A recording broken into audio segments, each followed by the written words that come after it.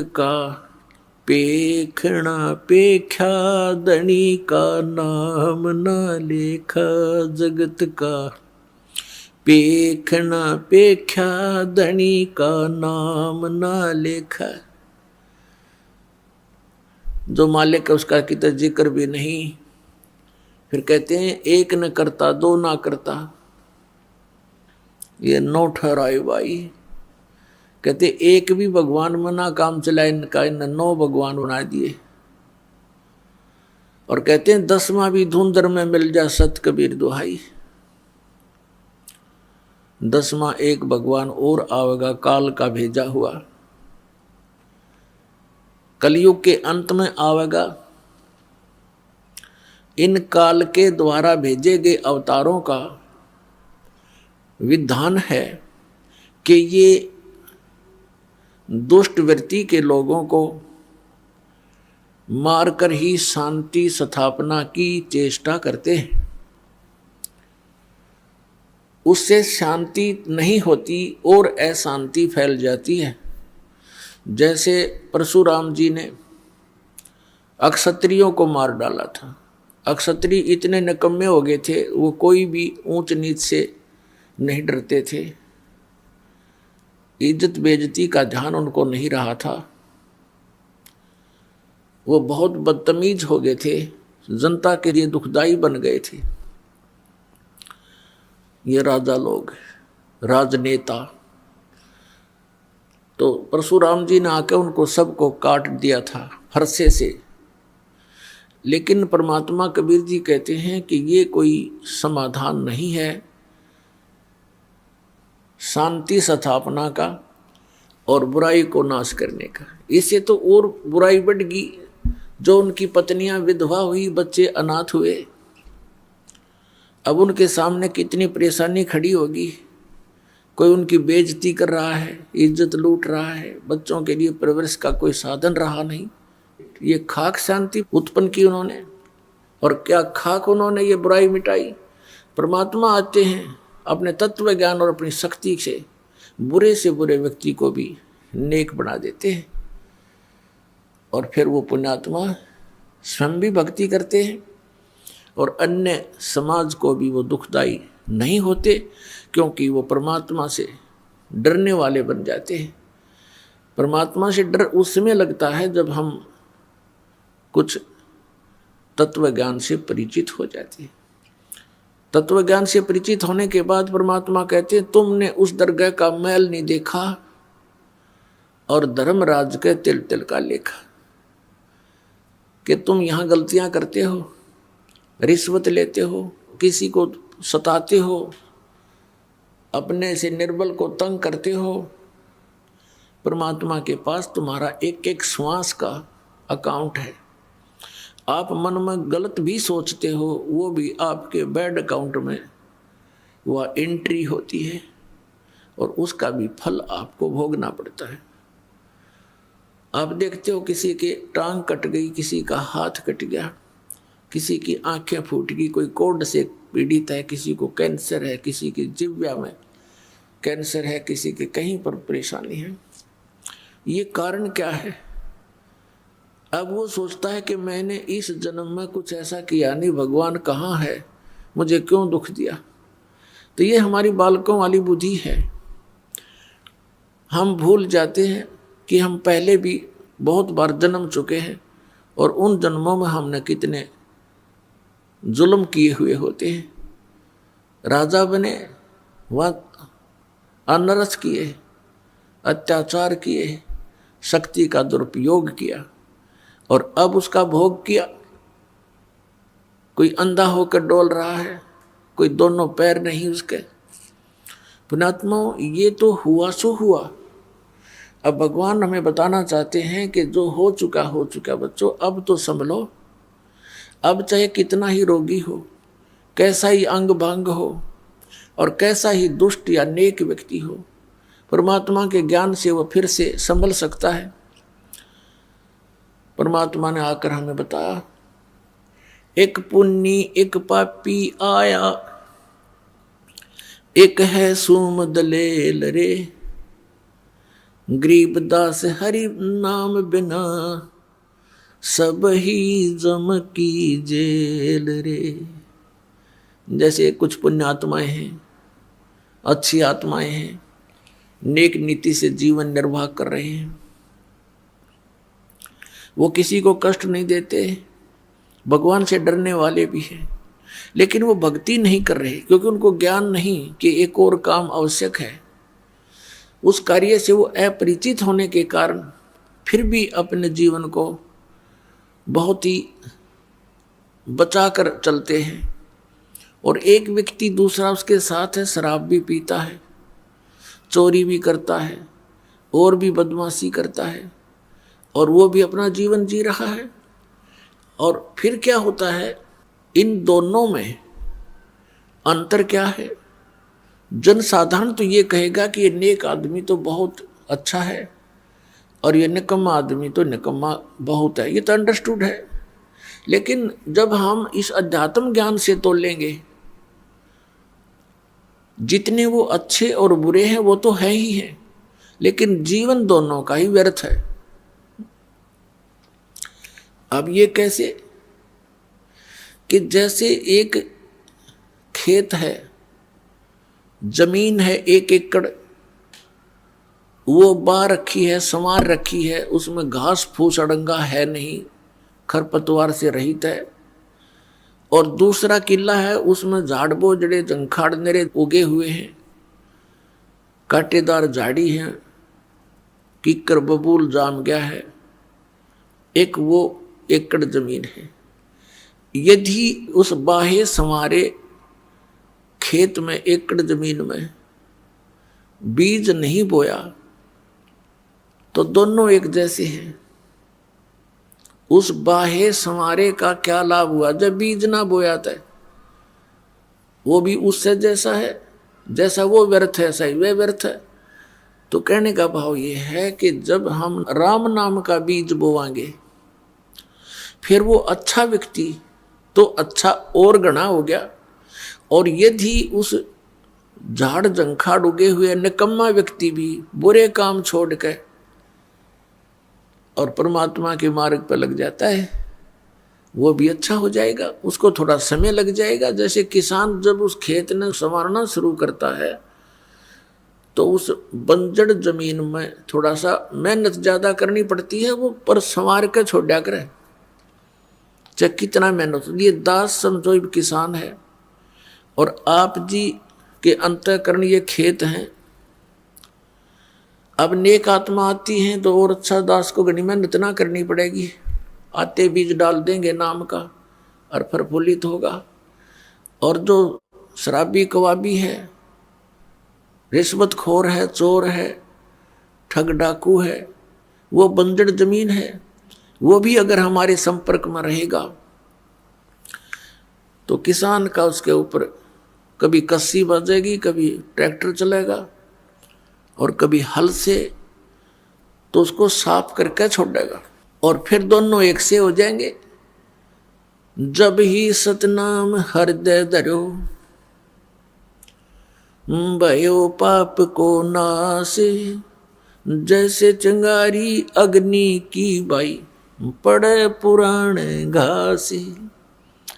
अब जैसे कोई पाप गणे इकट्ठे कर रखे हैं, परमात्मा की शरण में आ जाए, मर्यादा में रहे, तो फिर सतनाम का जो जाप है ये 2 अक्षर का है, जिसमें एक ओम मंत्र है, दूसरा तत्व सांकेतिक है। ये दास बताओ, इन दोनों का श्वास उस श्वास से सिमरण करना पड़ता है।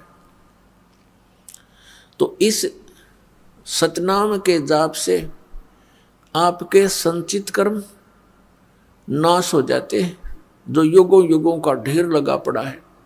उन्हीं में से आपको कुछ पुण्य कुछ पाप निकाल के ये एक मानुष जीवन दिया जाता है।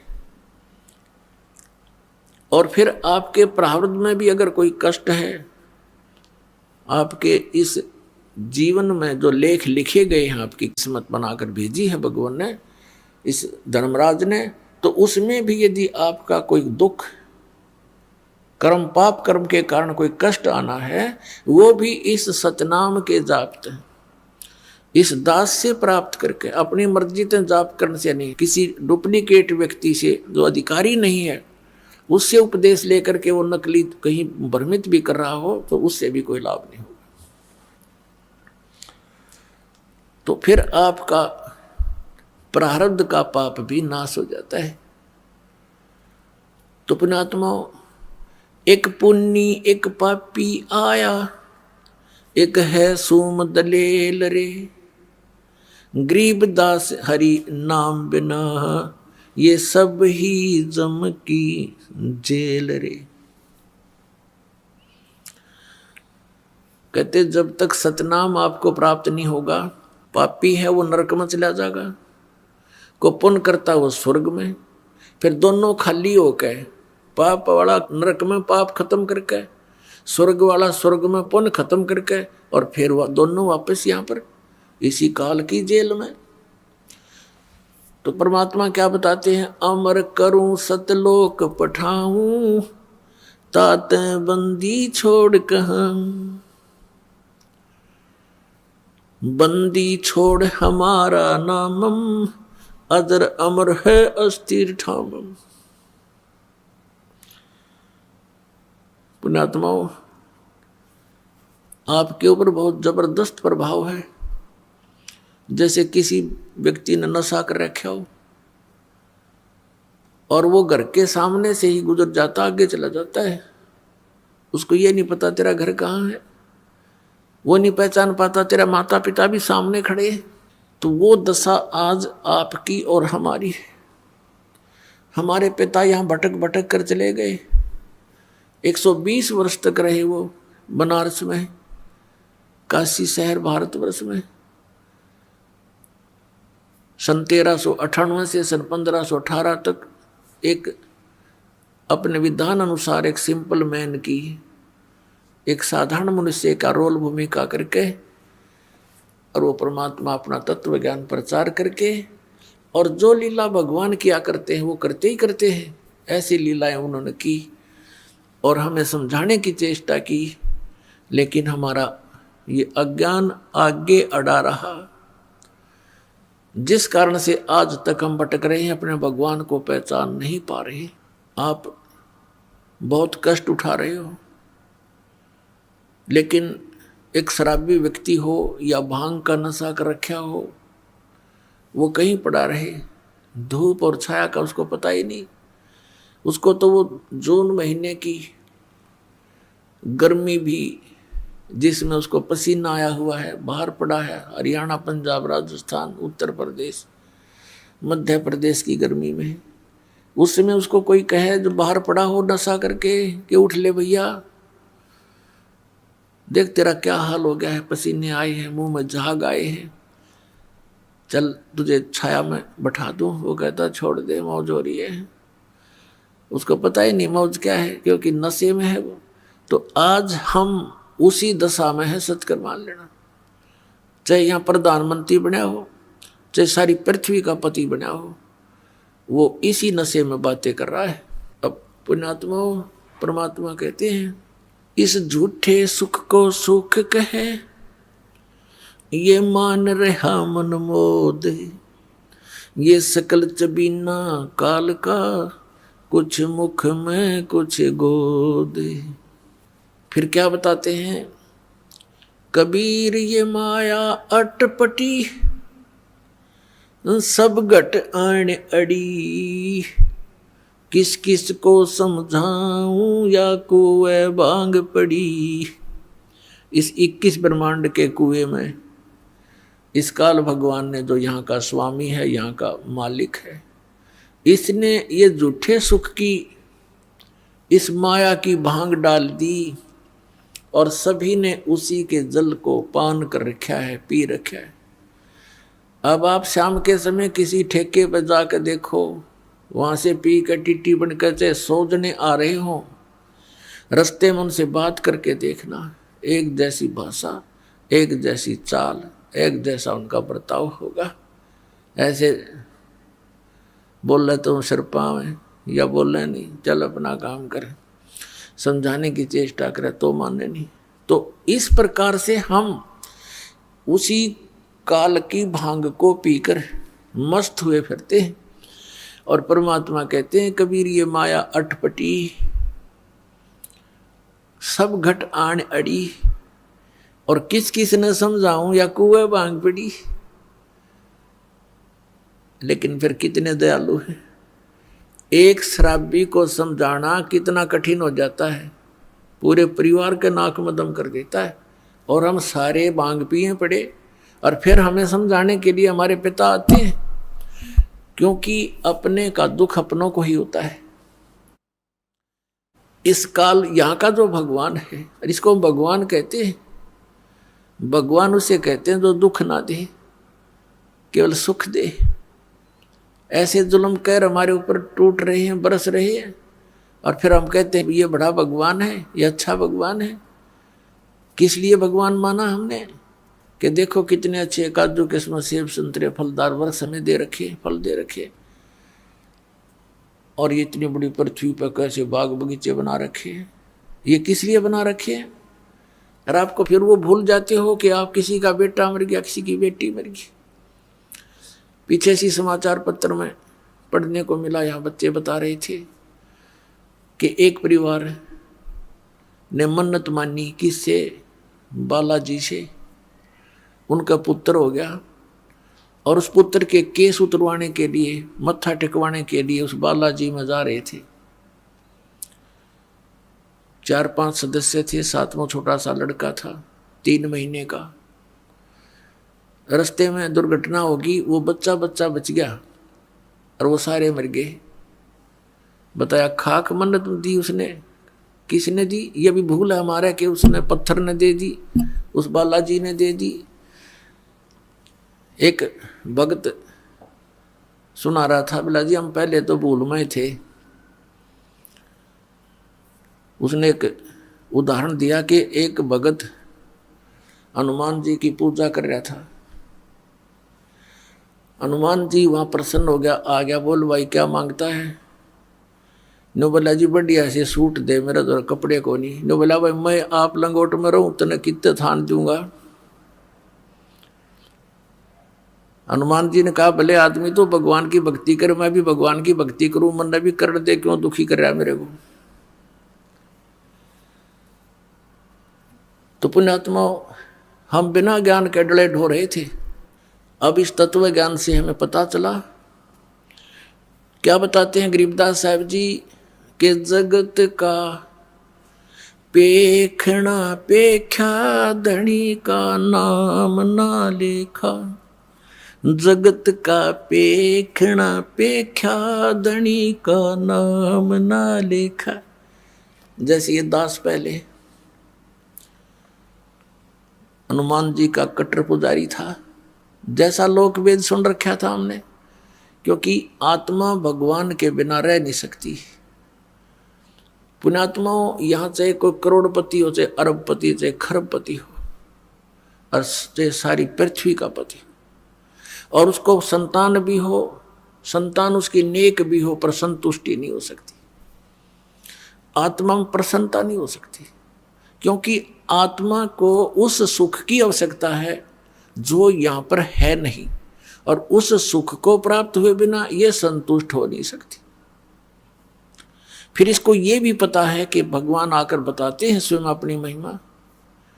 अब कबीर परमात्मा कहते हैं धर्मदास सुन अमर कहानी, अपनी महिमा हम आप बखानी। कि अपनी महिमा मैंने आप बतानी पड़े आकर के। इस मेरी महिमा का बताने वाला इस पृथ्वी पर कोई 21 ब्रह्मांड में नहीं छोड़ रखा, इसलिए किसी को याद ही नहीं रहा। सबको भांग पिला रखी है, सबके 3 इंजेक्शन लगा रखे, तीनों गुण इनके ऊपर प्रभावी है। इनको सो दिए को ना, इनको जितना दिखाई ये बेटा बेटी कार कोठी आगे कुछ दिखाई नहीं देता। इन बोली आत्माओं को इतना बांध दिया इनकी बुद्धि को। तो क्या बताते हैं कि अपनी महिमा मैंने आप ही आके बतानी पड़ी। तो इस परमात्मा के से प्राप्त ज्ञान के आधार से हमें फिर दिखाई देने लगा। जैसे ये दास पहले हनुमान जी का पुजारी था, लगातार 25 वर्ष तक, यानी 10-12 वर्ष का ये दास ऐसे अपने साथी विद्यार्थी से सुनकर कि हनुमान चालीसा का 7 बार पाठ करना चाहिए प्रतिदिन। और श्री कृष्ण भगवान परम शक्ति है, वो ब्राह्मणों का लड़का था और हम ऐसे कुल में जन्म लिया हुआ था। अच्छे आदमी सारे थे, लेकिन राम नाम का आसपास नहीं थे। राम की तो दिन में चर्चा भी नहीं चला करती, दिन रात में कभी भी अपना पेट भरने के धंधे में जुड़े रहते, हमें भी जोड़े रहते। तो उससे थोड़ा पता लगा, एकदम आत्मा उभरी तो जैसा लोक वेद सुना था उसके आधार से दृढ़ होकर लगे। कोई गुरु नहीं, लेकिन चाह भगवान की घड़ी, गीता जी का पाठ करने लगे। विष्णु भगवान, श्री कृष्ण भगवान को इष्ट, फिर हनुमान जी याद आ गए, हनुमान जी इष्ट, फिर और कोई शंकर भगवान की महिमा सुनी, वो भी इष्ट। यानी हमने 36 खत्म कर रखे थे, लाभ कुछ भी नहीं था। यदि पूर्व संस्कार से कोई हमें लाभ होता था, क्योंकि बच्चे पढ़ते हैं उनको तो यही बड़ी बात होती है कि वो परीक्षा में पास हो जाए। तो परीक्षा में पास होते थे। हनुमान जी की बाबा श्याम जी दादा लाई पूजा थी, उनका शुक्र मनाते, फिर श्री कृष्ण जी विष्णु जी का शुक्र मनाते, फिर श्री शंकर भगवान का शुक्र मनाते और खुश हो जाते। बस पास हो गए, फिर भूल जाते, अगली परीक्षा में फिर याद करते बस। और फिर जैसे वहाँ हुआ, फिर संतान की इच्छा होती है। हम संतान को सबसे पहले पुत्र प्राप्ति की इच्छा करते थे, अज्ञानता के कारण हमें ज्ञान नहीं था। लेकिन पुत्र और पुत्री में पुण्यात्माओं, भूल का भेद मत करना। काल ने हमें यहाँ मूर्ख बनाकर पीड़ित करने के लिए, दुखी करने के लिए यहाँ इस तरह की गलत रीति रिवाजों में जोड़ रखा है। तो पुत्र उत्पन्न हुआ, बड़ी खुशी मनाई, नौकरी प्राप्त हुई, फिर भगवान के गुण गाए। अब पता चला कि जिन भगवानों को हम ये मान रहे थे कि ये हमें सब कुछ दे रहे हैं, वो ना कुछ दे सकते, ना हमसे कुछ ले सकते। ये स्वयं स्वीकार करते हैं कि हम केवल नियमित कार्य ही कर सकते हैं। जिसके भाग में जैसा है पुण्य या पाप, हम उनको एज इट इज पूरा भुगवाना हमारा कर्तव्य है। उसमें कोई परिवर्तन नहीं कर सकते, अनुग्रह नहीं कर सकते। और श्री शिव पुराण के अंदर ये काल भगवान ब्रह्मा विष्णु और अपने पुत्र शिव को, शंकर को वहाँ संबोधित करता हुआ कह रहा है कि तुम सभी को अलग अलग विभाग दिए हैं, सतिथि, उत्पत्ति, संहार, लेकिन ये अनुग्रह तुम नहीं कर सकते किसी पर। अनुग्रह माने कृपा। तो फिर ये भगवान की से जब अनुग्रह नहीं कर सकते, हम दुखी हैं तो दुखी देखे जाएंगे। इनका भी कोई भी वश नहीं चलेगा, क्योंकि इनकी पावर से बाहर की बात है। तो हम इनसे ही ये सब लाभ मान रहे थे। तो यहाँ परमात्मा कहते हैं, जगत का पेखना पेख्या धनी का कितना ना लेखा। जो हमें सब कुछ दे रहा था, हमें सब कुछ उपलब्ध करा रहा है, हमारे दुखों का निवारण कर सकता है, उसका कहीं नाम भी नहीं, जिक्र भी नहीं। अब इस प्रकार से हम परमात्मा की भक्ति महिमा से अपरिचित होकर के ये सब क्रियाएं कर रहे थे और इन भगवानों पर आश्रित थे। कबीर परमेश्वर जी कहते हैं कि धर्मदास सुन अमर कहानी, हमने अपनी महिमा आप बखानी। क्या बताते हैं परमात्मा कबीर परमेश्वर जी? कबीर पीछे लग गया जाऊं था मैं लोक वेद के साथ, रस्ते में सतगुरु मिले भाई दीपक दे दिया हाथ। कबीर परमात्मा जी कहते हैं कि इस भक्ति के मार्ग में, भक्ति के सफर में हम लोक वेद के आधार से चल रहे थे, और इस भक्ति मार्ग में, इस रास्ते में हमें सतगुरु मिल गए। उन्होंने तत्व ज्ञान रूपी ये दीपक टॉर्च हमें दे दिया। अब हम इस तत्व ज्ञान यथार्थ भक्ति मार्ग रूपी टॉर्च तत्व ज्ञान की रोशनी में हम पथ भ्रष्ट नहीं होंगे, हम कुमार्ग पर नहीं जाएंगे, हम सुमार्ग पर चलेंगे और अपने घर पहुंच जाएंगे, यानी मोक्ष प्राप्त कर लेंगे। तो परमेश्वर ने स्वयं अपने ऊपर उदाहरण देकर बताया है कि पीछे लग गया जाऊं था लोक वेद के साथ। अब जैसे पुण्यात्माएं हैं ये भटक रही है भगवान के लिए, लेकिन इन काल के दूतों ने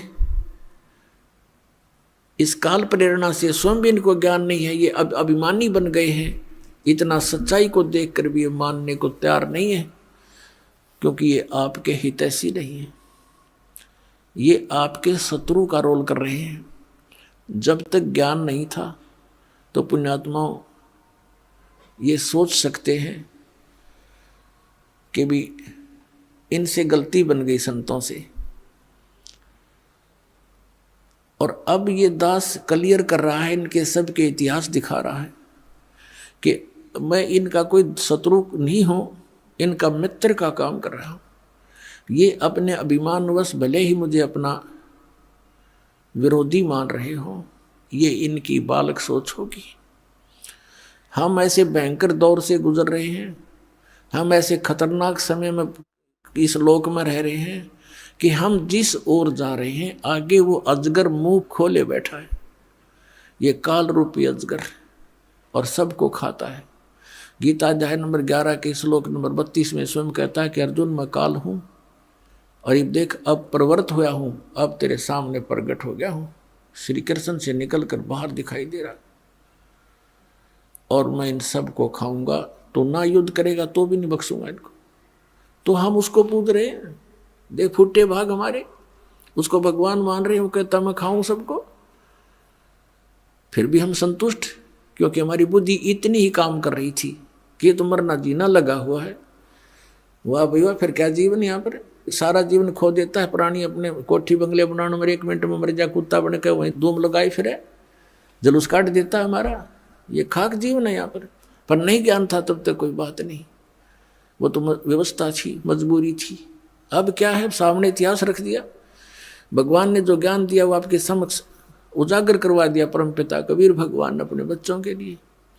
और ये तत्व ज्ञान रूपी आपको आंखें दे दी, आपका अज्ञान रूपी मोतियाबिंद का ऑपरेशन कर दिया, और अब भी जानबूझकर कुएं में पड़ो। तो उसके लिए परमात्मा कहते हैं जानबूझ साची तजर करे झूठ तने, ताकि संगत है प्रभु सोपन में भी ना दे। इसे नीच की वो गुरु बना बैठे, ऐसे प्रत्यक्ष प्रमाण दिखा दिए, ऐसा भगवान है, ये उसका विधान है, इस भक्ति से भगवान प्राप्ति होगी। ये वेदों में प्रमाण, ये गीता जी में प्रमाण, ये उन महापुरुषों की वाणी में प्रमाण जिन्होंने भगवान पाया है, ये मंत्र है। और इस मंत्र का अधिकारी इस पृथ्वी पर इस दास के अतिरिक्त कोई नहीं है। इसको अभिमान समझो चाहे तत्व ज्ञान समझो, ये आपकी अपनी सोच है।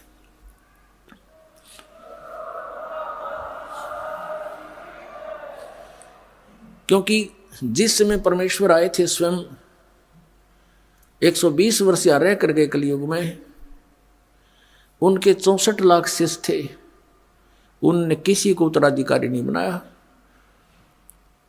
कि अन्य को भी कह दूं तू नाम दे दिया करे। इस नाम का देना कोई बालकों का खेल नहीं। एक अनमोल जीवन, मनुष्य जीवन के साथ खिलवाड़ करना इनके जीवन को नष्ट करना मात्र है, और अपने सिर पर भार धरना। तो परमात्मा स्वयं इनाम देते थे, उनको मालूम था कि नाम देने का अधिकारी यहाँ कोई नहीं हो सकता, वो इतने वजन को सहन नहीं कर सकते, इस सफर में वो सफल नहीं हो सकते। तो उस समय परमात्मा ने स्वयं ही 64 लाख शिष्यों को स्वयं ही उपदेश दिया था। और आज इस दास को, अपने वफादार कुत्ते को आपके लिए भौंकने के लिए, धनियों को जगाने के लिए अब फिर भेज दिया। ये दास लगातार सन 1994 से भौंक रहा है, और अज्ञानता के कारण सभी ये समझते हैं कि निंदा करता है रामपाल, ये तो संतों की आलोचना करता है। पुण्यात्माओं, जरा ध्यान से सुनो इस दास के वचनों को, और जो प्रमाण दिए जाते हैं उन्हें गहराई से सोचो। आपने फिर आलोचना की परिभाषा ही नहीं पता, आलोचना कहते किसे। जैसे किसी व्यक्ति ने नकली नोट छाप दिए 500 के, जनता को ठग रहा था, सरकार को पता चला, ओरिजिनल और डुप्लीकेट दोनों नोट साथ साथ रख के मीडिया में, समाचार पत्रों में प्रिंट करके भेजे, टीवी पर दिखाए कि भाई ये नकली है, ये असली है। अब कोई कहे कि सरकार तो किसी के नोटों की आलोचना कर रही है, तो कौन कह सकता, या तो उस ग्रुप का होगा, या कति महामूर्ख व्यक्ति, और या फिर अभिमानी व्यक्ति, या नशा कर रखा होगा किसी ने। सरकार आलोचना नहीं, एक महापरोपकार कर रही थी। ना जाने कितने बोले आत्मा ठगे जाते, मुश्किल से 2 रुपये दिहाड़ी करके सामने घर आता है, और उसमें 500 रुपये का नकली, तो मर गया बेचारा, टक्कर मार कर होता परिवार। तो पुण्यात्माओं, ऐसे ये दास आपके साथ कर रहा है।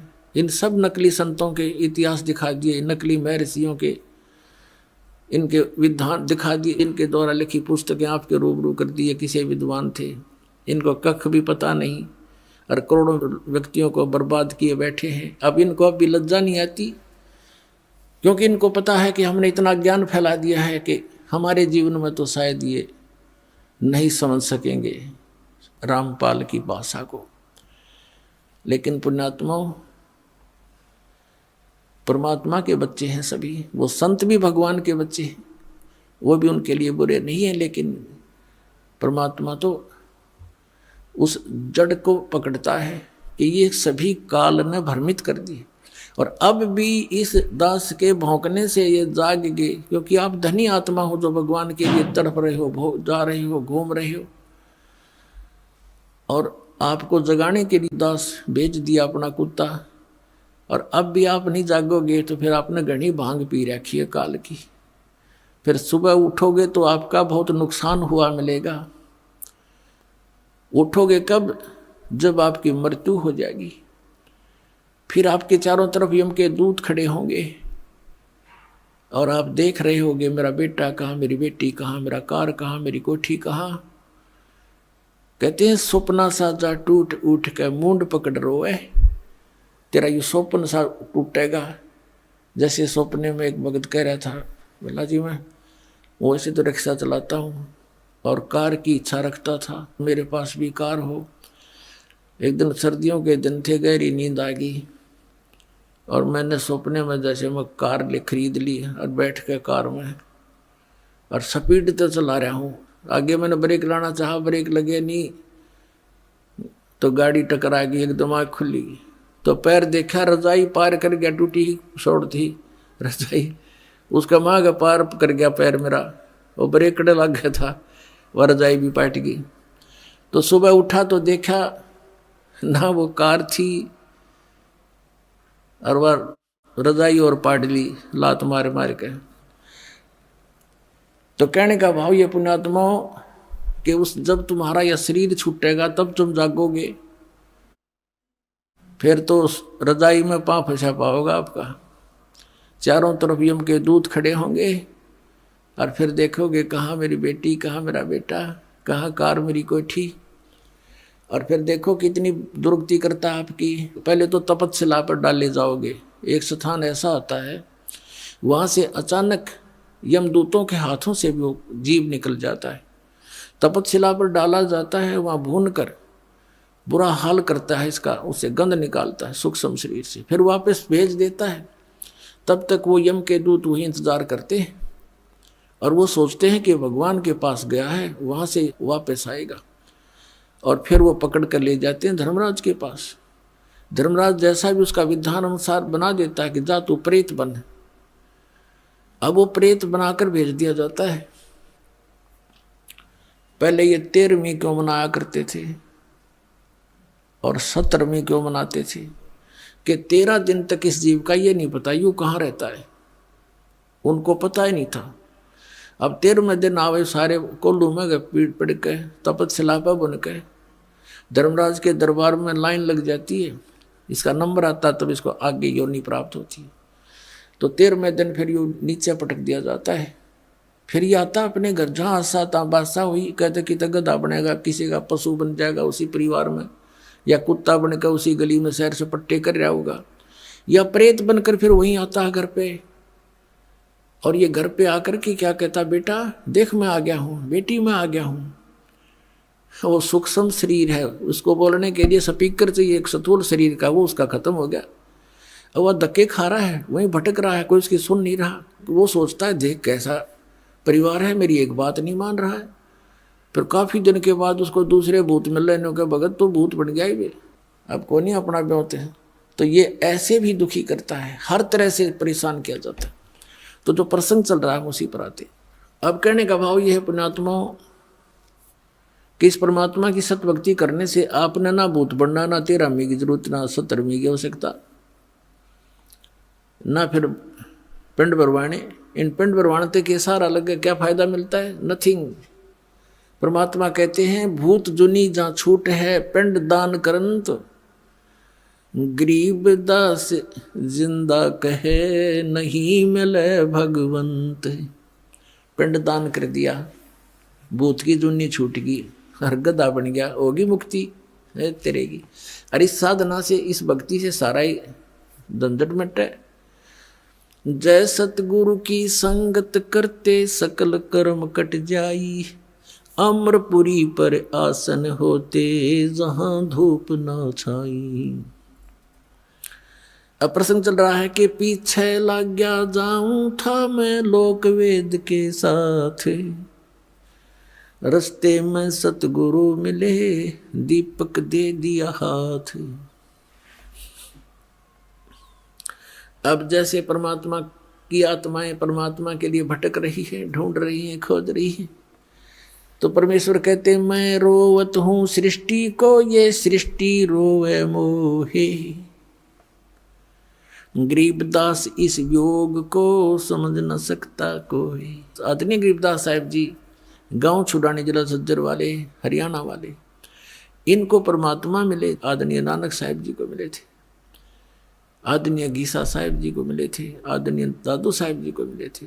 जैसा भगवान मिलता है अपनी अच्छी आत्माओं को, उसका विधान है, वेदों में वर्णित है। उस अनुसार वो परमात्मा गरीबदास साहिब जी को मिले थे, सचखंड सतलोक लेकर गए थे, फिर वापस छोड़ा था। परमात्मा से परिचित होकर के आदरणीय गरीबदास साहिब जी ने परमेश्वर की महिमा फिर अपने शब्दों में उनसे सुने ज्ञान को कैसे वर्णित किया था। उन्होंने क्या बताया कि ये प्यारी आत्माएं परमात्मा के लिए भटक रही हैं, कोई कहीं, कोई किसी मंदिर मस्जिद गुरुद्वारे में या तीर्थों पर जाते हैं,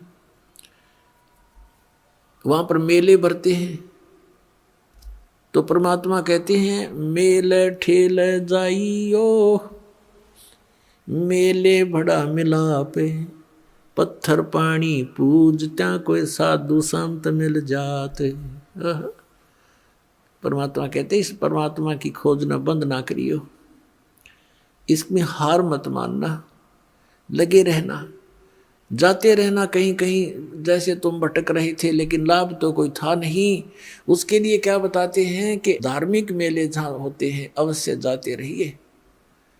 और कहते हैं पत्थर पानी पूजते हैं, कोई साधु संत मिल जाए, उन पत्थर पानी में धक्के खांडते भटकते रहने से हो सकता है भगवान दया करें कोई साधु संत मिल जाए। अब पहले तो साधु संत मिलते भी थे, तो थोड़ा बहुत कुछ दिन हम संग करते थे, उन महापुरुष के स्वयं आते थे। कबीर परमात्मा भी साधु रूप में जगह जगह भक्ति जीवित रखने के लिए लीला किया करते थे। फिर अपने से परिचित कराकर उन महापुरुषों को छोड़ देते थे, वो भी जगह जगह जा करके परमात्मा के गुणगान किया करते थे। जैसे आदरणीय गरीबदास साहिब जी को परमात्मा मिले, सचखंड ले गए, छोड़ा, उसके बाद उन्होंने जगह जगह जा करके भगवान का गुणगान किया। ऐसे आदरणीय नानक साहिब जी को बेई नदी से जिंदा महात्मा के रूप में आकर परमात्मा लेकर गए, साथ में सचखंड ले गए, 3 दिन में वापस छोड़ा, सारी परिस्थिति से परिचित करवाया। अपना तत्व ज्ञान फीड कर दिया। उसके बाद आदरणीय नानक साहिब जी ने जगह जगह जा करके परमात्मा के ज्ञान का डंडोरा पीटा। अब क्या बताते हैं कि मेले ठेले जाइयो, मेले बड़ा मिलाप, पत्थर पानी पूजते हैं, कोई साधु संत मिल जाते। महात्मा भी वहीं जाते थे जहाँ भक्त इकट्ठे होते थे। तो क्या बताते हैं परमात्मा कि वहाँ जैसे कोई संत मिल गए तो हम उनके ज्ञान से प्रभावित भी होते रहे।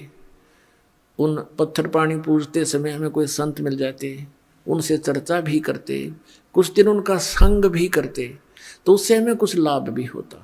फिर हमें भ्रमित कर देता कोई अज्ञानी काल का दूत कि ये क्या जाने जो ज्ञान तुम सुना रहे हो ब्रह्मा विष्णु महेश से ऊपर कोई शक्ति है, ये तो झूठा है, कोई प्रमाण नहीं। क्योंकि हम शिक्षित नहीं थे इसलिए हम भ्रमित हो गए। तो वहाँ परमात्मा के संत मिलने से भी हम व्यर्थ रहे, अपना जीवन व्यर्थ कर गए, हम लाभ से वंचित रहे। अब क्या बताते हैं परमात्मा, चारों युग में संत पुकारे और कूक कहा हम हेल रे, हीरे माणक मोती बरसे ये जग चुगता डेल रे। अब क्या बताते हैं परमात्मा कि चारों युग में मेरे संत पुकारे, जिनको मैं मिला, अपने ज्ञान से परिचित कराया और वापस छोड़ दिया यहाँ पर। उन्होंने चारों युगों में मेरी महिमा का गुणगान किया, ऊंचे स्वर में आवाज लगा लगा कर जगह जगह पर जा करके, और कहते हमने भी कूक कहा हम हेल रे, हेल माने हिला दे कर, ऊंची आवाज दे करके। और क्या बताया कि ये शास्त्र विधि त्याग कर मनमानी पूजा रूपी तुम कंकर इकट्ठा कर रहे हो, और हम सत साधना रूपी हीरे मोती आपके सामने बखेर रहे हैं। आप अनजानपने से इनको ना स्वीकार करके और ये आन उपासना रूपी कंकर पत्थर डले इकट्ठे कर रहे हो, डले ढो रहे हो। अब क्या बताते हैं, पर भी लेन जात है दुनिया, अमरा ज्ञान किने ना सुनिया। भगवान हमारे पिता हमारे बीच में खड़े होकर रो रहे हैं और कह रहे हैं कि पर भी लेन जात है दुनिया, हमरा ज्ञान किन्हें ना सुनिया।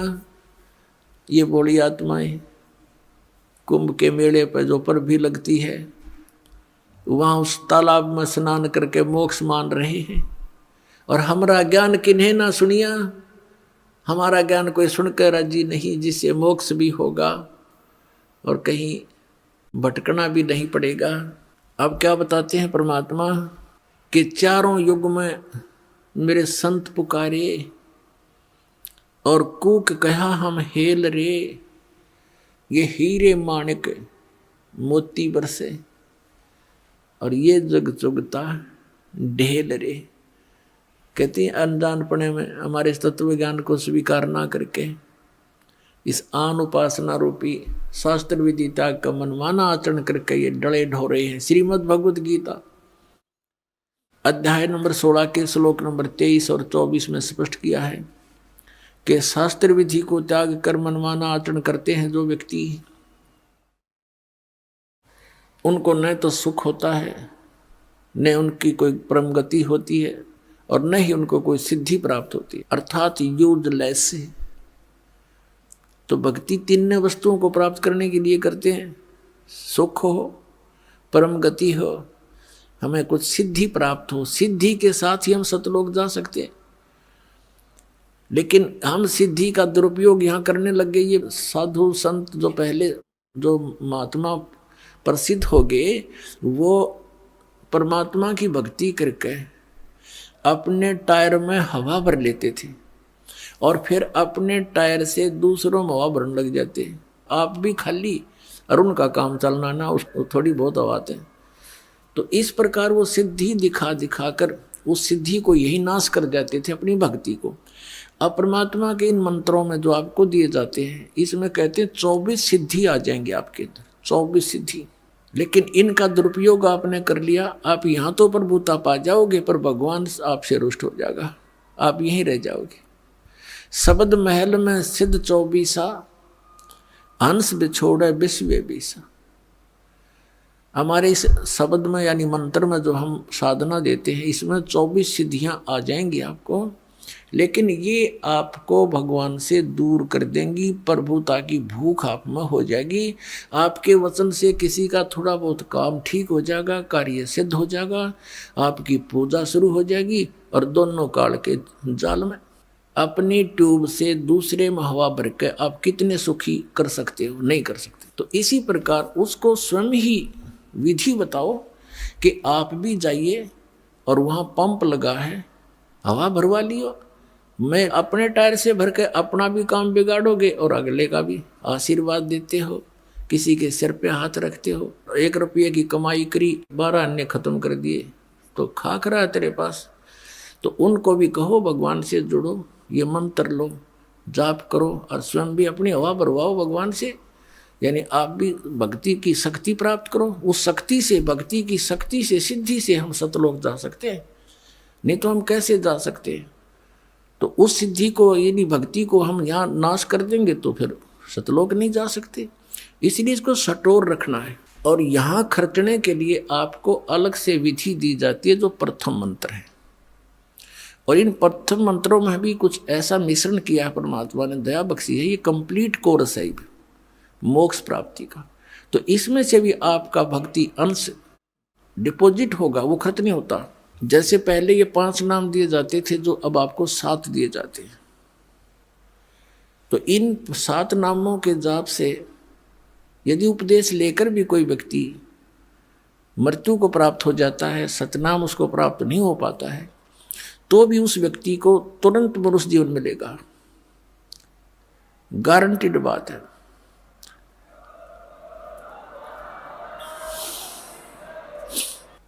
और फिर मनुष्य जीवन मिलेगा तो वो फिर कहाँ जन्म होगा? भगत के घर पे है, और 10 महीने में माँ की गोदी में यहीं आ लेगा, और फिर स्टार्ट से ही हो जाएगी भक्ति, प्रारंभ पार हो जाएगा। और पहले केवल 5 नाम दिए जाते थे, बीच के 5 नाम, ये निरंकार ओंकार ये नहीं, ये 3 नाम ये भी नहीं, अकाल मूर्त शब्द स्वरूपी राम सतपुरुष ये भी नहीं, यूजलेस है, ये बनावटी बातें सारी, कृत्रिम है ये सारे। वो 5 नाम जो आपको दिए जाते हैं, ये 5 नाम थे।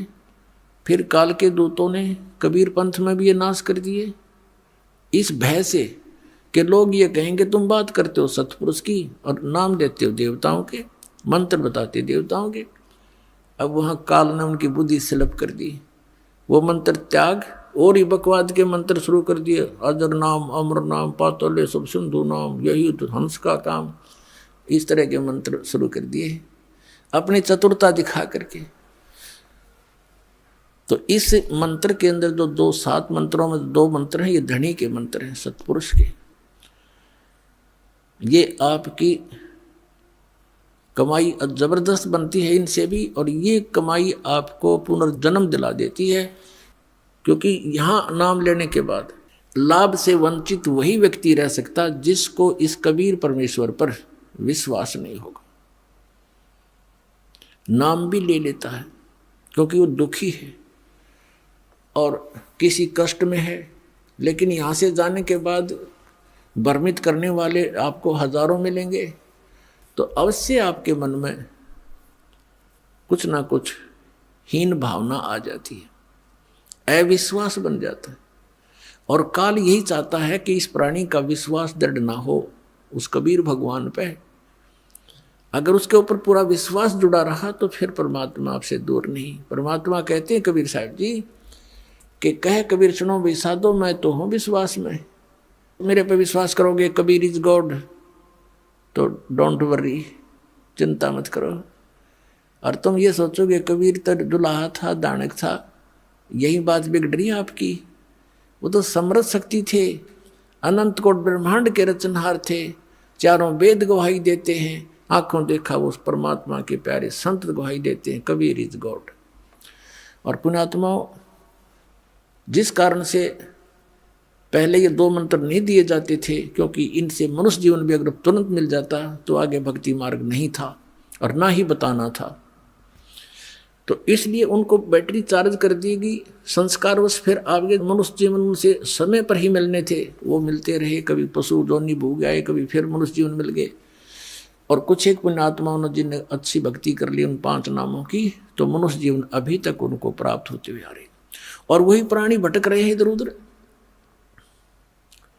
इन संतों के वही फंस गए जो पहले कबीर भगवान के साथ रहा करते थे, उनके द्वारा चार्ज थे। आज उनके पिछले पुण्य खूब हैं, अच्छी उनकी पोस्ट भी है, उनके गर्दन भी है, संतान भी है, लेकिन भगवान की पैदल चाह भी है। उस इच्छा अनुसार वो फंस गए उन नकलियों के। और 20-20 साल हो गया, अब उनको पता चलता, रो रहे हैं, हमने 30 साल बर्बाद कर दिए, हमने 20 वर्ष खो दिए, क्योंकि ज्ञान आधार से निर्णय होता है। अब उनका जो पूर्व जन्म की पुण्य थे वो नष्ट हुए, अब आपदाओं का दौर शुरू हो गया, वहाँ कोई समाधान हो नहीं रहा, फिर भटकने लगे इधर उधर, कोई मंदिर में, कोई कहीं पर, कोई किसी स्थान पर, कोई पत्थरों में, कोई कहीं पहाड़ों पर, के भी फिर अन्य नकली संतों के पास गए, सब एक जैसे पाए। अंत में ये प्राणी नास्तिक हो जाता है। और काल यही चाहता है कि भगवान से दूर हट जा, बस फिर ये निश्चिंत हो जाता है। जैसे महात्मा बुद्ध को भेजा, उस पुण्यात्मा को स्वयं नहीं पता था कि तू क्या करने जा रहा है। उसके पूर्व जन्म की कमाई के अनुसार उसके अंदर बहुत सी वचन शक्ति थी, लोगों पर प्रभाव पड़ता था, लाखों की संख्या में उनके अनुयायी बन गए। उनके द्वारा बताई गई वे ऑफ वर्शिप से, पूजा की विधि से किसी को परमात्मा का आध्यात्मिक लाभ प्राप्त नहीं हुआ। तो आध्यात्मिक लाभ प्राप्त न होने से फिर वो नास्तिक हो गए, भगवान है ही नहीं कहीं। जैसे पूरा चीन नास्तिक हो गया, पूरा रूस नास्तिक हो गया। तो ऐसे इन काल के भेजे हुए दूतों के कारण ये सारी बात बिगड़ी। और काल यही चाहता है कि सब नास्तिक हो जा, भगवान की इच्छा ही छोड़ दे। अभी यही दशा राधा स्वामी और धन धन सदगुरु सच्चा सौदा सिरसा और जगमालवाड़ी, दिल्ली के ठाकुर जी, ये जय गुरुदेव के दनौद वाला जो ताराचंद, ये सब एक कुएं के पानी है। ऐसे ही आसाराम और ये सुधांशु जी, ये सब नकली नाम देते हैं, काल के दूत हैं ये। और ये सतपाल जी महाराज हंसा देश वाले, यो बाल योगेश्वर को अमेरिका ते मूर्ख बना रहा, ये सब काल के दूत हैं, इनको कख नहीं पता। ये ढोल के डंके बदास कहता है, और ये बोलते नहीं, उतर दे जनता को, बर्बाद किए बैठिए। तो इनसे सब नास्तिक हो जाएंगे कुछ दिनों में। अगर ये अब ये सत भक्ति प्रारंभ नहीं होती तो ये सब नास्तिक हो जाते, और 20, 30, 50 वर्ष के अंदर। कहते भगवान कहीं नहीं है, गोटी लाओ, बकवाद करो, मांस खाओ, चोरी करो, डाके मारो, अपने अन्य तरीके से धनी बनने की कुचेष्टा करने लग जाते। और ये काल भगवान यही चाहता है कि ये किसी प्रकार उस मालिक से दूर हो जा। अब दयालु है परमात्मा, कैसी दया बख्शते हैं। पीछे लग गया जाऊं था मैं लोक वेद के साथ, रस्ते में सतगुरु मिले, दीपक दे दिया हाथ। चारों युग में संत पुकारे, कूक कहा हम हेल रे, हीरे माणिक मोती बरसे, ये जग चुगता ढेल रे। एक पुन्नी एक पापी आया, एक है सोम दलेल रे, गरीब दास हरि नाम बिना, ये सब ही जम की जेल रे। अपने आत्मा परमात्मा का विधान है कि जैसे कर्म करेगा वैसा ही फल पाएगा। और ये विधान है उस प्राणी के लिए जो सत भक्ति नहीं करता। कबीर परमेश्वर की यानी परम अक्षर ब्रह्म की भक्ति नहीं करता, परम पूज्य कबीर भगवान की पूजा नहीं करता, परम संत से लेकर इन नकली कबीर पंथियों से लेकर नाम भक्ति करना भी व्यर्थ है, क्योंकि इनके पास वो सतनाम और आदि नाम नहीं है, इनके पास कंप्लीट कोर्स नहीं है, सत भक्ति मार्ग नहीं है। इसलिए परमेश्वर ने कहा था, धर्मदास तो ये लाख दुहाई, ये मूल ज्ञान अभी कई बार न जाई। मूल ज्ञान बाहर जो पढ़ी, बिचली पीढ़ी हंसनी तरही।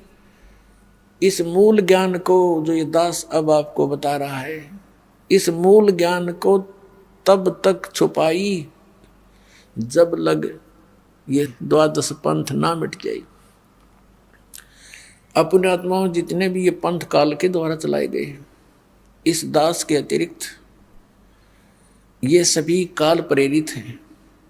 अपने ही सदग्रंथों को ना समझकर काल के द्वारा भेजे गए इन दूतों के कारण ये भ्रमित हैं। शिव पुराण में एक प्रसंग आता है, एक बार देवताओं का और राक्षसों का युद्ध हो गया। राक्षसों से देवता पराजित होकर के भाग गए। फिर समुद्र के किनारे छुपकर जाकर कहीं दूरी पर फिर भक्ति करने लगे, यानी विष्णु जी की उपासना की। तो वहां क्या हुआ कि काल विष्णु रूप में आकर प्रकट हो गया। ये ऐसी लीला करता है, भ्रमित रखता है, अपना वास्तविक रूप में किसी के सामने नहीं आता।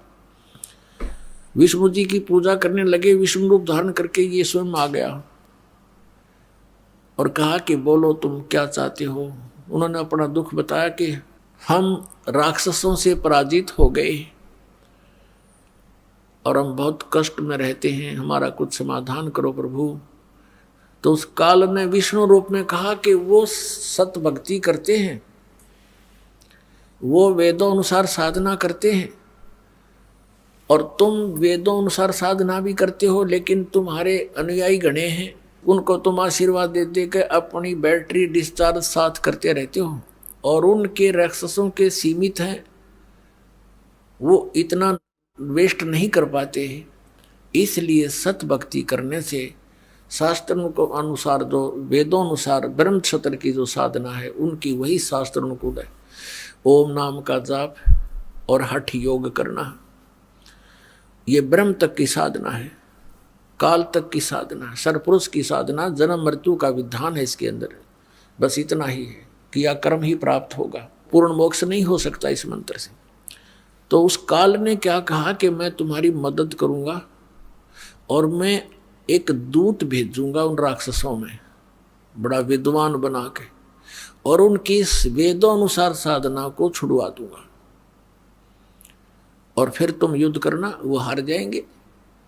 तो ऐसा ही किया उसने, अपनी शक्ति से एक माया मोह नाम का एक व्यक्ति बना दिया, उसका नाम धर दिया माया मोह, और उसको शक्ति दे दी और थोड़ी सी बोलने की शैली बढ़िया दे दी।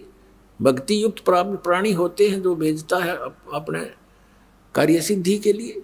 पूर्वजन्म की भक्ति होती है, वर्तमान में उनकी सिद्धि भक्ति होती नहीं, अन्य उससे प्रभावित अवश्य हो जाते हैं। उनकी बोलने की शैली ऐसी होती है जैसे महर्षि दयानंद था, युगकाल का भेजा दूत था, पिछले पुण्यकर्मी प्राणी था, आगे नकली संत मिले, स्वयं बनकर स्वयं महर्षि और दुनिया में बर्बाद करके चला गया। ऐसे ही ये था, यो माया मोह भेज दिया और वो पहुंचा उन राक्षसों के अंदर। अब उनको लगा शिक्षा देने कि तुम जो भक्ति करते हो इससे क्या लाभ है, ऐसा है वैसा है, पता नहीं कितने प्रवचन करे, धारावाहिक बोलर, छक्के छक्के छुड़ा दे बोलन में। हमने क्या करें, घना बोलने के तो भूसा भी बिक जाया करे।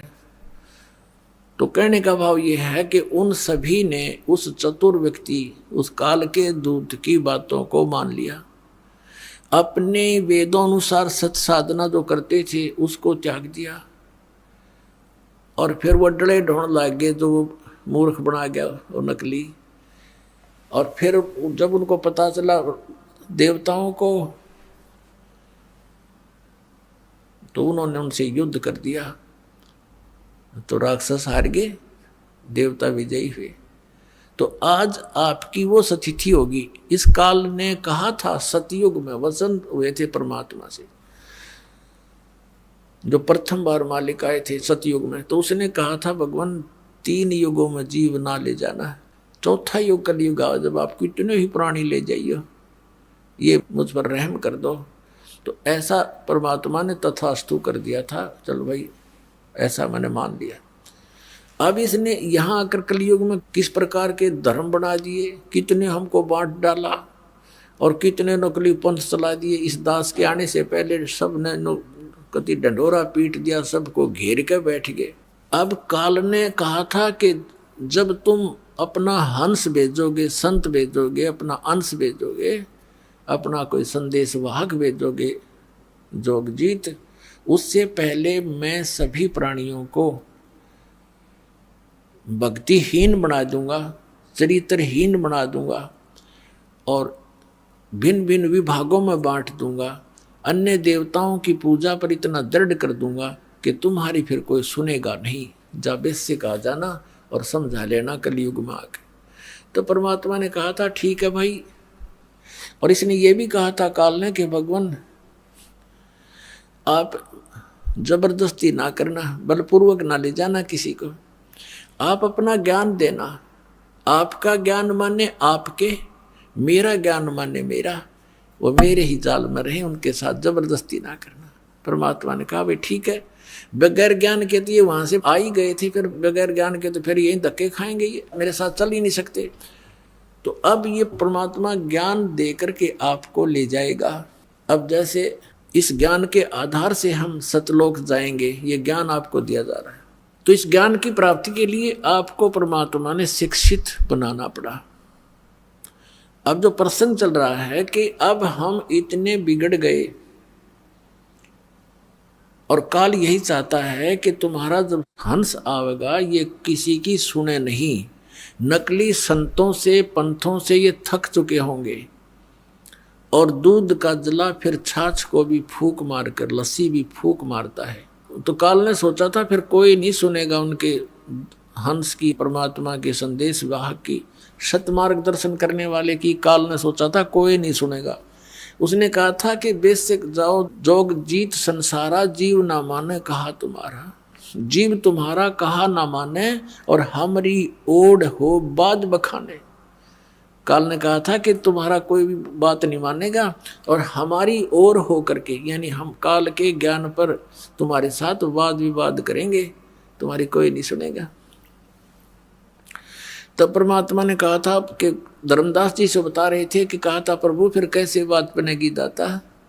अब तो आज कलयुग में तो सचमुच इसने हमारे कितने तो धर्म बना दिए और कितने हमारे को अज्ञान से भर दिया, तीर्थ व्रत और इन मस्जिद मंदिरों के पूजनों तक सीमित कर दिया। अब कैसे मानेंगे भगवान आपकी बात को। तो परमात्मा ने कहा था धर्मदास एक समय आएगा कलयुग में और उस समय अपना दास भेजेंगे हम और फिर देखना मैं कैसे लीला करता हूँ। उस समय तक ये सभी नकली दूत अपने ज्ञान बताकर थक चुके होंगे, इनके अनुयायी भी उस अज्ञान को सुन सुन उनके कान पक चुके होंगे और फिर हम अपने दास को भेजेंगे, वो उनके अज्ञान का मोतियाबिंद का ऑपरेशन करेगा। तो इस ज्ञान से हम समझाएंगे, इस तत्व ज्ञान से परमात्मा के बच्चों को समझाएंगे, अपनी शरण में लेंगे भगवान, इसलिए शिक्षा आपको दी थी। तो क्या बताते हैं परमात्मा कि आज कितना बिगड़ गया समाज, और जो पुण्यात्मा इस दास के साथ 10 वर्ष से 12 वर्ष से लगे हुए हैं, आज उनके अंदर कितना परिवर्तन है। वही पुण्यात्मा है, यहाँ देख लो पुण्यात्माओं आपके लिए हाजिर खड़े रहते हैं, करबद्ध खड़े रहते हैं और दोनों हाथों से दान करते हैं। इनको पता लग गया है कि हमारे जैसे दुखी सभी प्राणी हैं संसार में, कोई सुखी नहीं, और यहाँ आएंगे उसके लिए दान करते हैं, आपके लिए व्यवस्था करते हैं, आपस में प्रेम से रहते हैं। तो ये पूरा माहौल बदल जाएगा। अब ये किसी से ना रिश्वत लेते हैं, ना बीड़ी शराब मांस तम्बाकू का प्रयोग करते हैं, ना बच्चों के विवाह में अननेसेसरी कोई भी व्यर्थ ड्रामाबाजी लोग दिखावा नहीं करते हैं। इनको पता लग गया है। तो इसी प्रकार ये धीरे धीरे ज्ञान, जैसे अज्ञान बढ़ा है, ज्ञान भी ऐसी ही वृद्धि होएगी, गारंटीड होएगी। भगवान ने बोल रखा है, कह रखा है। तो परमात्मा ने कहा था कि जब कलयुग बीतेगा 5500 पाचा, कि क्या कहा था परमात्मा ने कि कलयुग के अंदर एक ऐसा समय आएगा जब हम अपना दास भेजेंगे या स्वयं जाएंगे। धर्मदास कह रहा था कि भगवान अब आप स्वयं आए हुए हो और अब भी ये कोई नहीं मान रहा दाता, फिर तो और घोर कलयुग हो जाएगा। अब तो बहुत अच्छी आत्माएं हैं, भगवान से डरने वाले भी हैं। आप बता रहे उस समय तो बहुत नास्तिक होने के कागार पर होंगे, आप कैसे समझा पाओगे मालिक। तो परमात्मा ने कहा था वो विधि मेरे पास है, आने दे वो समय जब 5500 वर्ष कलयुग के बीत जाएंगे, तब पूरी पृथ्वी पर मेरी ही ज्ञान की चर्चा होगी और मेरी शरण में सारे आओगे और मैं ही भगवान होगा और एक ही ज्ञान होगा। सब मेरे बच्चे मुझे पहचानेंगे और सतलोक जाएंगे बेटा, अरबों की संख्या में ले जाऊंगा, तो विश्वास रख। तो उस समय धर्मदास का विश्वास नहीं हो रहा था कि भगवान ये कैसे संभव हो सकेगा। आज आप स्वयं विद्वान हो, उस समय ऐसा जुल्म होगा कि शराबी कवाबी सब बना देगा, ये काल इसकी तो नीति है, उस समय तो और करड़ा हो जाएगा। तो भगवान ने कहा था कि जब तक वो समय नहीं आता तब तक ये मेरा वचन भाई हो नहीं साचा। निराधार दिखाई देंगी मेरी बातें, लेकिन जब वो समय आएगा सबको ठीक कर दूंगा। धर्मदास विश्वास रख। ये शिक्षा इसीलिए दी गई है पुण्यात्माओं कि आप ये अपने परमात्मा को पहचान लो, और पहचान रहे हो, छोड़ छोड़ कर नकलियों को भाग रहे हो। कबीर साहब कहते हैं कि डूबे थे पर उबरे गुरु की लहर चमक, गुरु के ज्ञान चमक, और भेरा देखा जर्जरा उतर चले फड़के। जैसे पहले बेड़ा हुआ करता, बेड़ा क्या होता, नौका तो बाद में चली है, पहले ऐसा दिमाग था लोगों में, क्यों काल ने बुद्धि तो छोड़ ही रखी। दरिया पार करने के लिए एक बेड़ा बना करते, लंबा चौड़ा, सूखे लकड़ों का या फूस फास सा रख कर ऊंचा सा, जो पानी तक ना पहुंचे, नीचे वैसे बांस बूंस से लगा कर, और उसको वो आधा पानी में डूबा रहता, आधा थोड़ा बहुत ऊपर सूखा। तो कहते हैं उस बेड़े में बैठे जा रहे थे दरिया पार होने के उद्देश्य थे, और साथ में आ गया नया बेड़ा बहुत सुरक्षित। तो उसको कहा किसी ने कि ये तो डूबेगा, तुम डूबोगे, ये सारा कंडम हुआ पड़ा तुम्हारा बेड़ा, ये पार नहीं कर सकेगा तुम्हें, इसमें आ जाओ, देखो ये बिल्कुल ठीक है। कहते हैं जब देखा, दोनों को तुलना किया कि सचमुच ये तो आधा कंडम हुआ पड़ा, डूबने वाला है और सामने वाला ठीक है, तो कहते हैं उतर चले फड़क, तुरंत बेड़ा बदल लिया, एकदम छलांग मार के जैसे फड़क जो जंप लगा जाते हैं भयभीत सा होकर के। तो परमात्मा ने कहा था कि उस समय इस ज्ञान से और उस अज्ञान की तुलना करके मेरे बच्चे मेरे वाले ज्ञान को ऐसे ग्रहण करेंगे जैसे उतर चले फड़क, न दौड़ कर भागे होंगे, कोई ना मरे नकलियों के पास। तो उस समय की इंतजार है धर्मदास मुझे, पूरे विश्व में मेरा ही ज्ञान होगा, मेरा ही गुणगान होगा, और पूरी पृथ्वी पर एक बार फिर से सतयुग जैसा माहौल होगा। अब सतयुग में क्या होता था, सब संतुष्ट होते थे, ना कोई बड़ी बड़ी कोठियां बनाते थे, झोपड़ियां डालकर टाइम पास करते थे, सुंदर फल आहार, अच्छा आहार करते थे, अच्छा विचार रखते थे, सभी भक्ति किया करते थे। जब तक हम भक्ति पर दृढ़ होकर नहीं लगेंगे, हमारे विकार समाप्त नहीं होते। कोई न कोई बकवाद मन में लगी रहती है, कभी कोठी बनाने की, कभी कुछ और, लड़की ब्यान की तो लड़का ब्यान का, यानी विवाह तो करना ही है, लेकिन जो हमने रीतियां बना रखी हैं वो लड़का जवान होता जाता है, लड़की जवान होती जाती है, पिता और माता के छाती पर बोझ बनता चला जाता है, क्योंकि हमने ये दहेज ले और दे के हमने अपने ऊपर वजन धर लिया। अब ये वजन समाप्त करेंगे, बच्चों का विवाह ऐसे प्यार से करेंगे जैसे सिंपल वे से कति, क्योंकि संस्कार भगवान ने जोड़ रखे हैं। जिस लड़के लड़की का जहाँ संयोग है वहीं होगा, चाहे सर पटक लो कोई, उसमें कोई परिवर्तन नहीं हो सकता। फिर जब भगवान ने ब्याह कर ही रखा है तो हम तो निमित्त बने थोड़ा सा कि हम अपनी पुत्री का विवाह आपके पुत्र से करना चाहते हैं। खाना खिलाओ थोड़ा सिंपल सा और बच्ची को पढ़ाई कर दो, ड्रामाबाजी फलान दकड़। और जब भगवान ने उसकी किस्मत में लिख दिया और फिर इधर से नाम प्राप्त हो गया तो भगवान नई किस्मत लिखेगा अपनी बेटी की। एक दहेज से कितने दिन सुखी हो सकता है और कितने दिन अपने पुत्री को आप सुखी कर सकते हो, वो लेने वाला कितने दिन उससे अपना निर्वाह कर सकता है। फिर भी अपने हाथों से निर्वाह करेगा और भगवान पर विश्वास करेगा तो जीवन सफर उसका अच्छी तरह पूरा होगा। तो हम पहले से ही मालिक से डर कर चलेंगे। अगर हम किसी का धन लेते हैं तो हमारे ऊपर कर्जा बन गया, दान लेते हैं, दहेज लेते हैं, और फिर यही लेन देन के चक्कर में फिर हम उनके पशु बनकर आएंगे। आज हम दामाद बनकर ले रहे हैं, अगले जन्म में पशु बैल बनकर देंगे, गधे बनकर देंगे उनके। बता क्यों शर्म दर्द करे। तो बिना ज्ञान के कहते जैसे कर का जहर का रंग होरी हो, कहो कौन तिस खावे राम रंग होरी हो। जब आपको ज्ञान होगा कि तो विष है, इस विष को कैसे खाएं। अब विष पड़ा हो कहीं पर, एक कण भी पड़ा हो और आपको पता है ये विष है, आप लगा के दिखाना जीभ के, फेंक देगे नू और हाथ भी धोखाओगे और इसी जगह डालोगे कहीं और का हाथ ना लग जाए और भी ना मर जाए। तो ये विष खा रहे हैं हम और यही भटक रहे हैं, मर रहे हैं, गधे कुत्ते बनकर सड़ रहे हैं, एक दूसरे के फिर लठ खा रहे हैं। कोई गधा बनकर खा रहा है, कोई बैल बनकर खा रहा है, कोई खच्चर बनकर लठ खा रहा है। तो ये ऐसा जुल्म, हमें ज्ञान नहीं मिला, हमें भगवान नहीं मिला, इस कारण से हम यहाँ इस काल के डकली चोचलों में उलझ के अपना जीवन नष्ट कर जाते थे। तो प्रसंग चल रहा था कि मेले ठेल जाइयो, मेले बड़ा मिलाप, पत्थर पानी पूजते ये साधु संत मिल जाते। अपना आत्मा पहले तो परमात्मा आए थे 600 वर्ष पहले, 600 वर्ष पहले, और 120 वर्ष रहे। एक ही दिन में हजारों स्थानों पर प्रकट होकर के अपना प्रचार किया करते थे।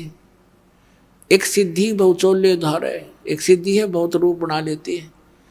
पुणात्मा परमात्मा से प्राप्त शक्ति से भी कुछ सिद्धियां किसी व्यक्ति में आ जाती हैं।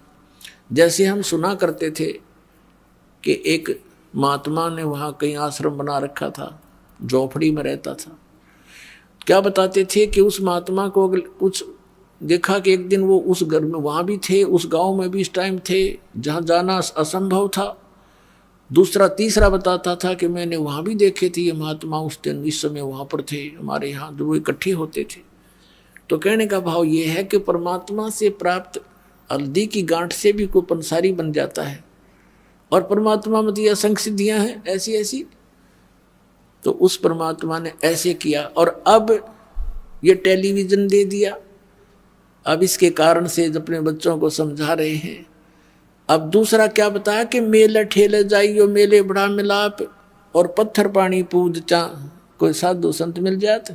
अब कहते हैं जैसे इन धार्मिक मेलों पर श्रद्धालु ही जाया करते हैं मोक्ष प्राप्ति या कोई धन लाभ के लिए, कोई संकट निवारण के लिए, दुखी भी जाते हैं।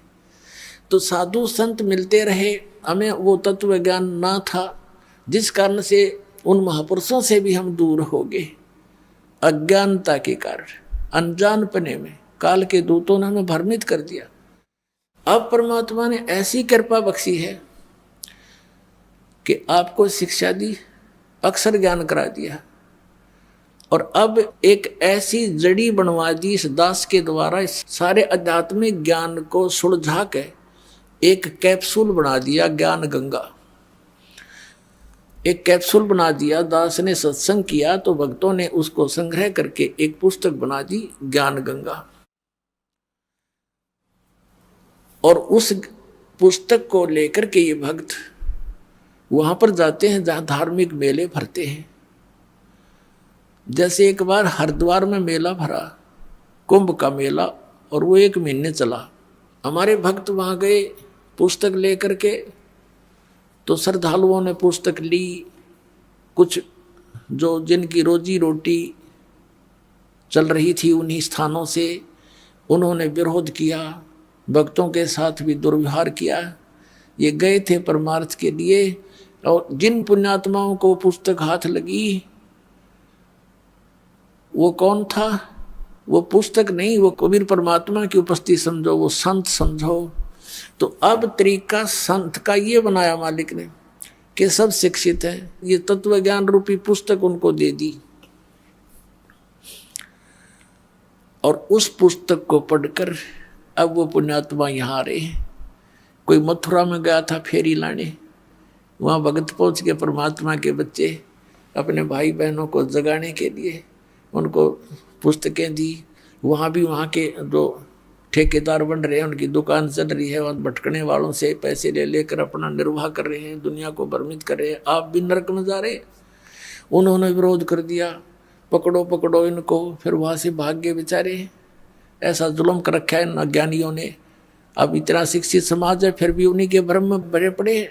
फिर ऐसी जगह जगह पर जाते हैं उनको समझाने के लिए। उद्देश्य इनका कोई स्वार्थ नहीं है, परमार्थ के लिए जाते हैं, अपनी स्वेच्छा से जाते हैं कि हम दुखी थे, ये भी दुखी हैं, इनको ज्ञान नहीं, इस तत्व ज्ञान से ये सुखी हो जाएंगे, इनके बच्चे भी सुखी होंगे, इनका जन्म मरण का रोग भी कटेगा, इस उद्देश्य से जा रहे हैं। तो कहते हैं मेले ठेले जाइयो, मेले बड़ा मिलाप, और पत्थर पानी पूजते या ज्ञान गंगा मिल जात।